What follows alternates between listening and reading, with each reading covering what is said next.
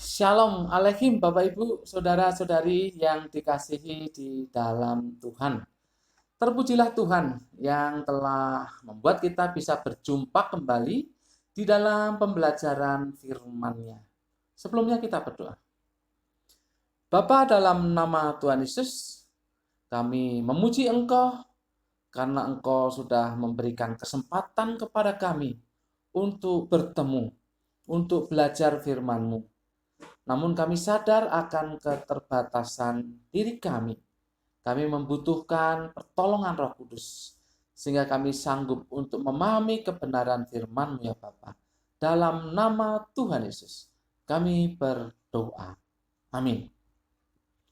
Bapak Ibu, saudara-saudari yang dikasihi dalam Tuhan, hari ini Rabu 12 Mei 2021, kita akan belajar dari Matius pasal yang ke-28 ayat 19 dan 20. Matius pasal yang ke-28 ayat 19 dan 20. Judulnya adalah Amanat Agung Tuhan Yesus, yakni memuridkan. Amanat Agung Tuhan Yesus, yakni memuridkan. Saya sengaja membahas ini karena esok hari kita akan merayakan kenaikan Tuhan Yesus. Dan ini ayat yang sangat dekat dengan peristiwa itu. Makanya perlu dibahas di sini. Biasanya kalau kita ditanya apa sih isi amanat agung Tuhan Yesus? Hampir semua orang Kristen itu berkata, pergilah, beritakanlah Injil. Itu amanat agung Tuhan Yesus ya. Pergi memberitakan Injil. Bapak Ibu saudara-saudari yang dikasihi dalam Tuhan, itu nggak masalah ya, kita sudah memahami itu secara mendarah daging. Jadi kalau ditanya jawabannya itu tidak masalah. Tetapi kali ini kita akan melihat lebih dalam berkenaan dengan amanat agung Tuhan Yesus ini. Mari kita baca ayatnya. Matius 28 ayat 19 dan 20.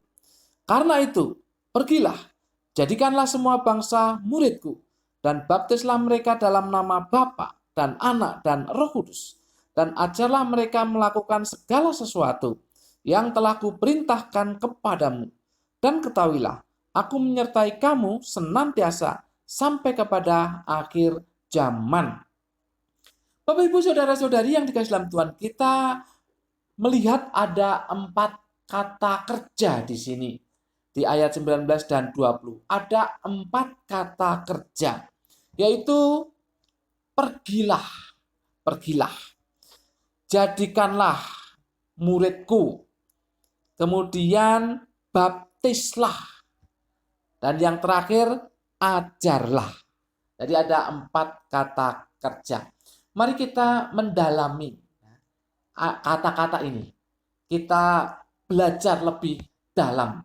Ya, saya akan memberitahukan dari bentuk, dari bahasa aslinya. Kita akan belajar lebih dalam dari kata-kata ini. Kata yang pertama adalah pergilah. Pergilah. Di dalam bahasa Yunani dipakai kata poreutentes. Poreutentes. Ini kalau di dalam pelajaran bahasa Yunani itu ada pelajaran mengenai parsing, mengenai parsing. Itu kalau di parsing seperti ini.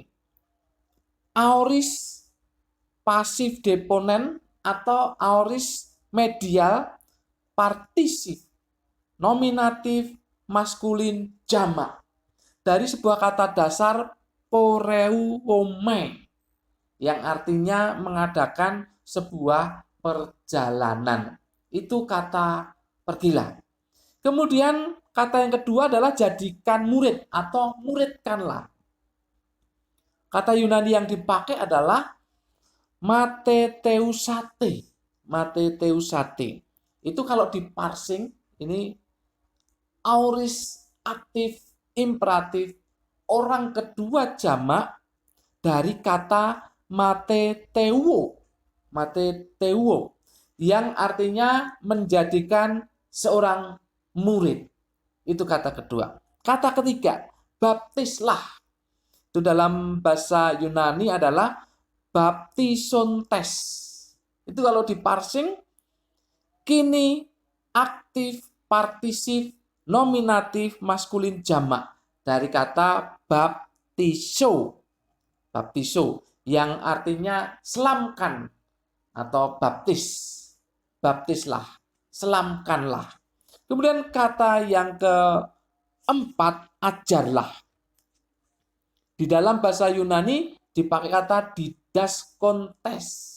Ini kalau diparsing, kini, aktif, partisip, nominatif, maskulin jamak dari kata didasko, yang artinya mengajar atau memberi petunjuk. Nah, Bapak Ibu Saudara-saudari yang dikasihi dalam Tuhan, dari keempat kata itu, yaitu pergi, jadikan murid atau muridkan, baptis, dan ajar, itu yang merupakan kata kerja pokok, kata kerja utama, itu adalah jadikan murid atau muridkanlah. Itu kata kerja utamanya, kata kerja pokoknya. Sedangkan kata pergi, kata baptis, kata ajar, ini merupakan kata kerja yang berbentuk partisip. Jadi itu tidak kata kerja utama, bukan kata kerja utama. Jadi ada satu kata kerja utama, yaitu jadikan murid atau muridkan. Ada 3 kata kerja yang lain yang bukan kata kerja utama, yaitu pergi, baptis, ajar. Ini bentuknya partisip.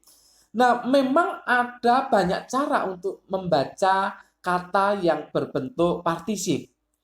Bisa memakai dan. Kalau memakai dan, begini. Pergilah dan jadikanlah muridku, dan baptislah dan ajarlah. Itu kalau kata partisip dibaca dengan kata dan. Jadi pergi dan menjadikan murid dan membaptis dan mengajar. Tetapi kalau memakai kata dan, maka itu seharusnya bisa terjadi serentak, kan? Bisa terjadi serentak, sekaligus terjadi demikian. Nah, saya membacanya tidak seperti itu. Membaca dari kata kerja utama jadikan murid dan kemudian 3 kata kerja yang lain yang bukan kata kerja utama, saya tidak membacanya dengan memakai kata dan. Saya membacanya adalah bahwa bentuk partisip ini merupakan cara. Saya memahaminya seperti itu. Jadi begini, muridkanlah semua bangsa. Jadikanlah semua bangsa murid Tuhan Yesus. Atau muridkanlah semua bangsa. Caranya adalah pergi. Caranya adalah baptis. Caranya adalah ajar mereka. Jadi kata kerja utamanya adalah jadikan murid. Jadikan murid. Bagaimana caranya? Caranya adalah dengan pergi, dengan membaptis, dengan mengajar. Itulah amanat agung Tuhan Yesus. Jadi amanat agung Tuhan Yesus adalah memuridkan. Memuridkan.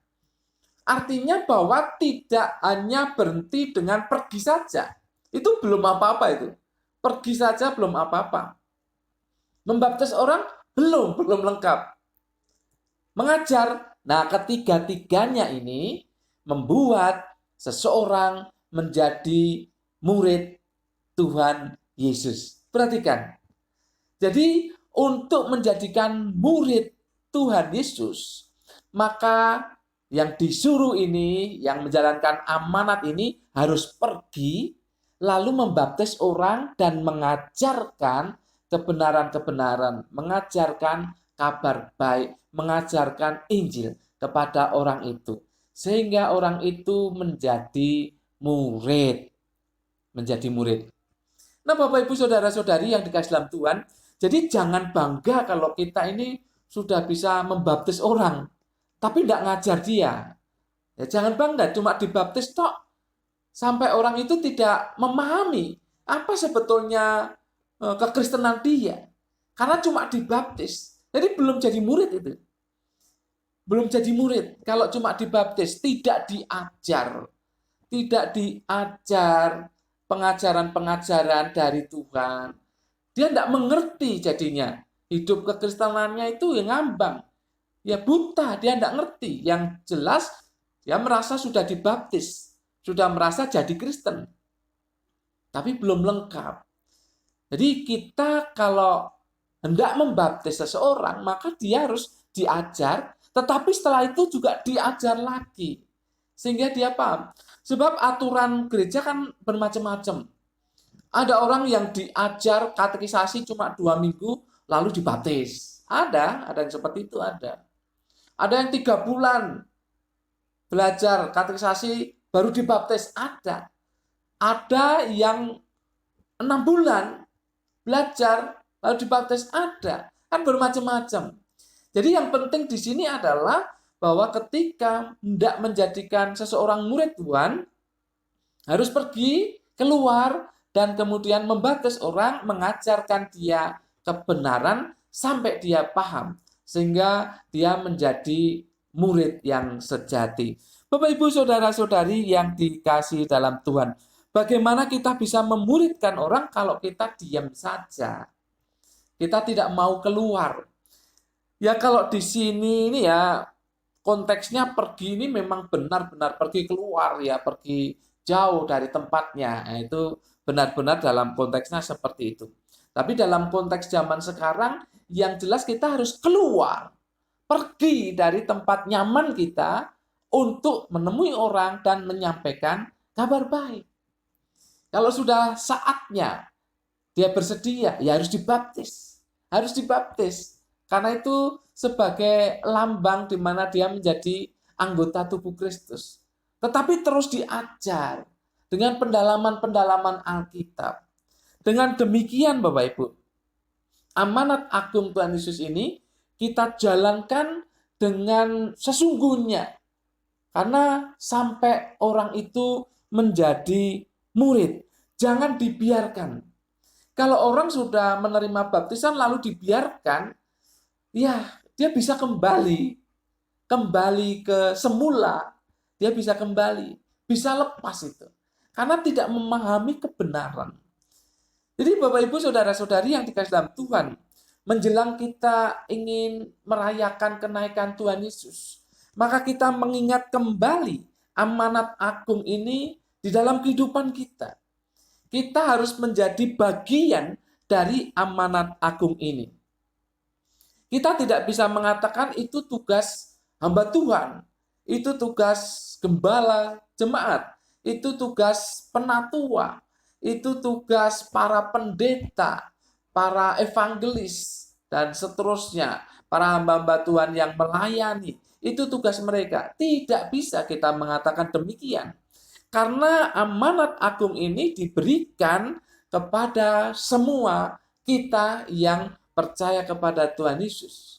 Semenjak kita percaya dan menerima Tuhan Yesus sebagai Tuhan dan Juru Selamat kita pribadi, maka kita sudah diembankan, sudah dipercayakan amanat agung ini, yaitu memuridkan semua bangsa.